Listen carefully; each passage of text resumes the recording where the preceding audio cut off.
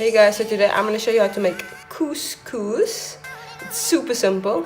All you'll need is 1 cup of couscous.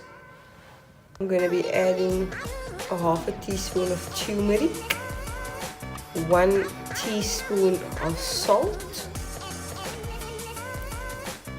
a half a teaspoon of cinnamon, a tablespoon of olive oil, of boiling water. Gotta mix this through quite nicely. Make sure all that flavor goes all around, and then we will cover with foil. Voila! And all you want to do now is take a fork and sort of separate them all the way down, otherwise you're going to have like lumpy bits.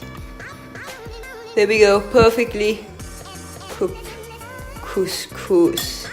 So if you want to be fancy, you can add some extra stuff into it. I want to add feta and tomatoes. I'm going to be serving this with some awesome grilled fish. Let me know how it came out for you guys. Like and share and show people how easy and simple this was.